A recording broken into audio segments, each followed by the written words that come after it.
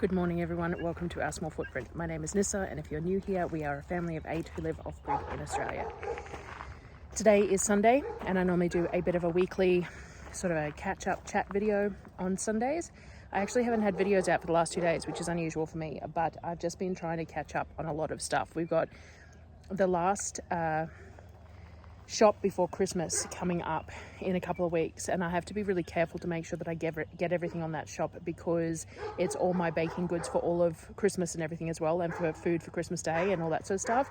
So I have to be very aware of that when I do that very last grocery shop, and to make sure that I get things that you don't think about, things like Christmas wrapping paper and anything like that, any sort of gift tags, wrapping paper and all that. This is my last opportunity to get it, because by the time I come back, it'll be too late to order anything by post. Nothing will turn up. So there's a lot of thought that goes into this. I also have a neurology appointment in February in Brisbane, which is the 7th of February, and I'm trying to organise whether I can fit another shopping trip in between the December one and the February one, or if I try and shop this December trip to last me all the way through, which would be a good test run, because it's something that we want to get to doing, is stretching out those trips.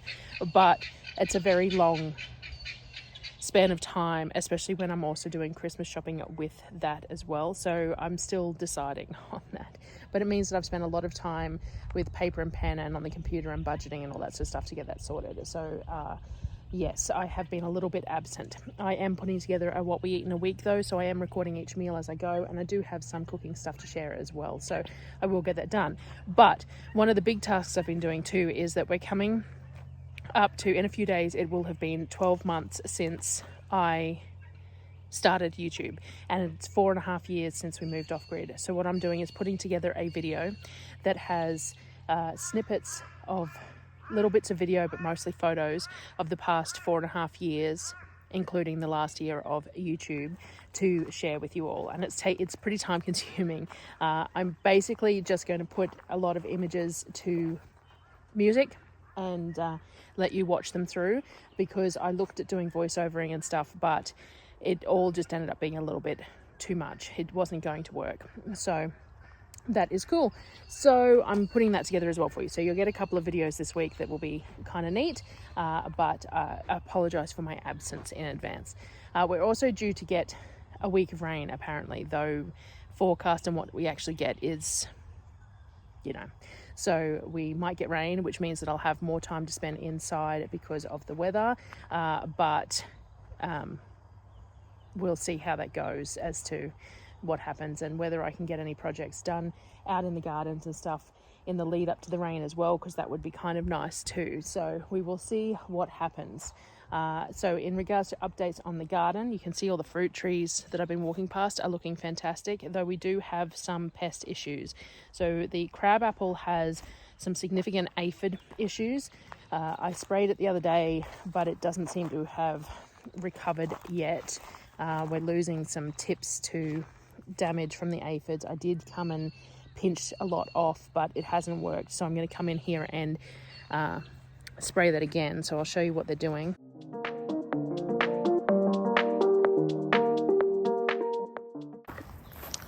So they're doing some significant damage to the plants, and this damage here is probably other predators eating the aphids and doing the damage to the plants at the same time. But the aphids are quite bad in a lot of spots. So I'm coming along and I'm using my fingers to just squish them off, but it's getting to the point where it's a little too much for that to be enough. So I'm going to have to come out here and spray them, because all these new tips are getting covered, and the tree is trying really hard to throw some fruit out as well. So we're probably going to have to pinch that fruit off so that the tree has enough ability to grow and fight these aphids and stuff without worrying about the fruit. The leafcutter bees are really going great guns on some of these trees. This, I think, is a pink lady, and it's being really seriously damaged, and it's going to impact its ability to gain growth. So I'm probably going to have to net some of these that are being really hard hit, just to try and alleviate some of the damage from the leafcutter bees, because I want the leafcutter bees around. So I don't want to put anything on these trees that is going to impact them, but I do need my trees also to be okay. So it's a little bit of a work in progress, figuring it out. Darryl did clear the big grass out of here the other day for me, which is good. So we're going to remulch the trees. They've already been mulched to around about 1 metre around, but it's sunk over the last 12 months. So we're going to remulch the trees, and I'm going to try and divide up some more comfrey for the bottom of each tree as well, and get this drip line situated better for the grey water. But other than that, I'm pretty happy with how they're doing. We need to pull some of the natives trees. This one here is a native.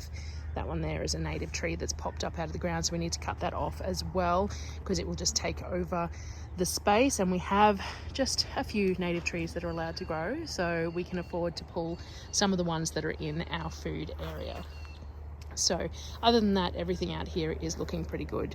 The trees are all starting to take off, and I'm pretty happy with the amount of growth that has occurred in the 12 months. It's been kind of nice for that to have happened. So seedling wise, nothing is going particularly well still. I've got a few that need to go out in the ground now that are doing okay, but we're still getting to, I don't know, it was like 4 degrees overnight the other night, and it's like 33 degrees during the day. Nothing is doing well because those swinging temperatures are just too much for most things to cope with. So I'm having issues getting new stuff to germinate, because I decided to start a whole bunch of new stuff, and I'm not even getting it to germinate. I could pull the seedling heat mats out again, but it's all just, I don't know. But I think I'm just going to wait it out. I think I'm just going to let the weather settle before I do anything about it. I have weather charts. I'll actually put them in here. So the weather charts from last year's November versus this year's November, I'll put it up on the screen. So last year in November, by like mid-November, there was no low nights. Everything was, it was hot during the night, hot during the day. And whilst that kind of sucks, it's beneficial for the garden. So the lack of that this year is causing some issues. So I'll put the chart up, have a look at the chart. It's kind of interesting. I track weather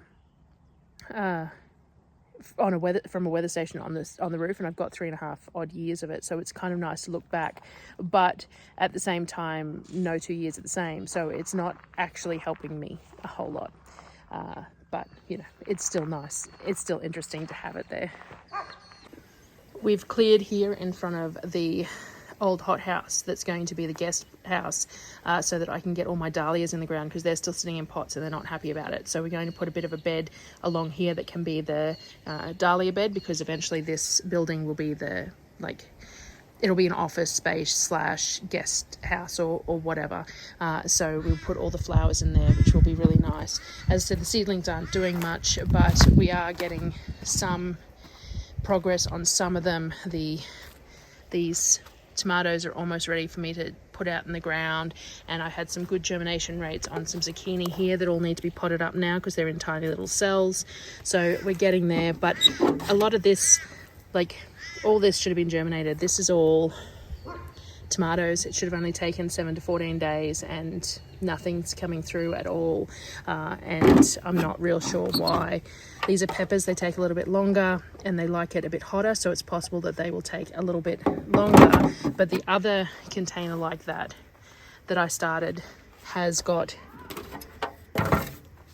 some sprouting, so I'm not entirely sure what is going on here with all of this. It's a little, as I said, it's all just been very frustrating this year. I got some nasturtiums that I need to put out in the ground. I did manage to germinate 4 artichokes. I've never grown artichokes before. I'm keen to give them a go, but look, I've just noticed that all these pots had banana peppers in them, and now there is 2 pots here that are empty. So yesterday these were not empty, and today, I don't know if you can see that, but that is the stem. I don't know where this one is, can't see exactly, but that one there is the stem of that banana pepper that was growing really well yesterday, and now is nothing. So every day I come out to see things like that, and it just becomes really, really difficult. The strawberry plants are taking off again. We've got another flush coming through of berries. They've sent their runners out, so now they're all going up really nice and high, which is lovely. And the tromboncinos that I planted are doing really well, so I'm glad of that. the raspberries as well are taking off, which is really neat. As I've said before, we tried raspberries for a couple of years and never got anywhere, but decided that we were going to keep putting them in the same bed, and now we've finally got them taking off, which is really nice. Whether we get fruit or not, I don't know, but it's really nice to see them taking off. The potatoes are starting to die off in places. It's a little bit earlier than I would like for them to be dying off, and I don't know whether it's partly from the flea beetle damage or just that these potato plants aren't doing real well this year. I'm not real sure. I have bandicooted a little bit in some spots to see if I could find anything on top. So come in and there we go. So we've got,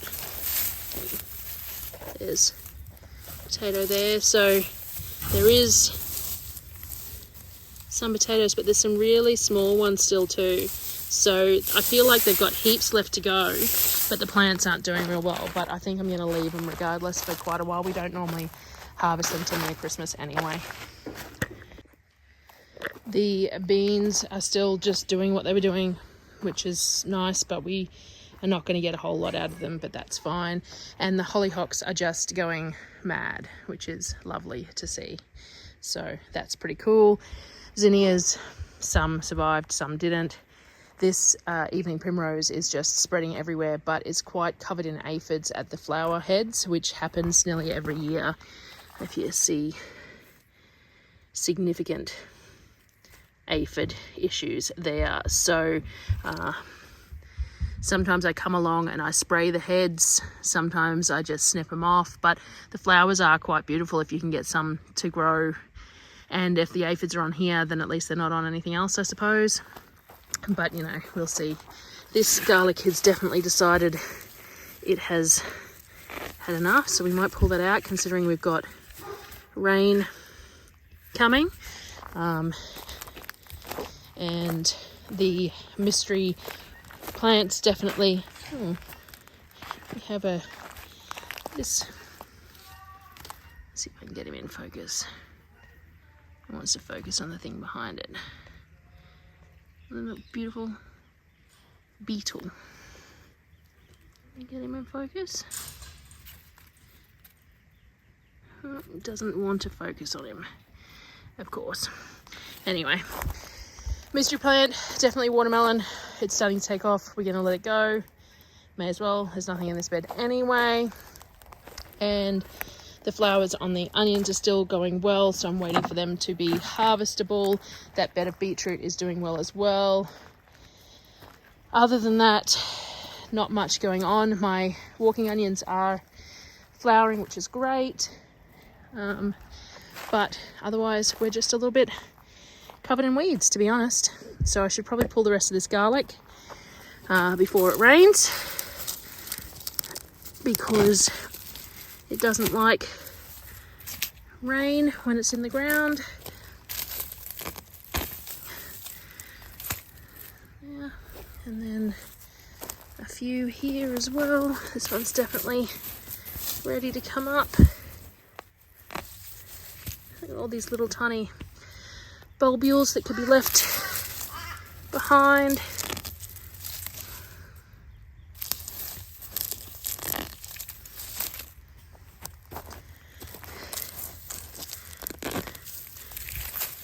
Much easier to pull when the ground's dry as well than when it's wet.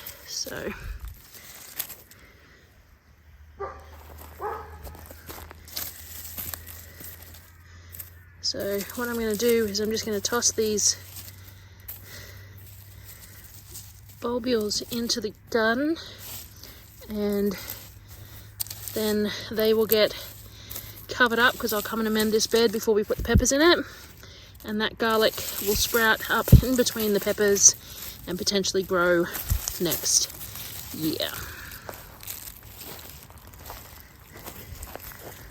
So nowhere near the harvest I would like, but it's still pretty neat. So we will definitely use those.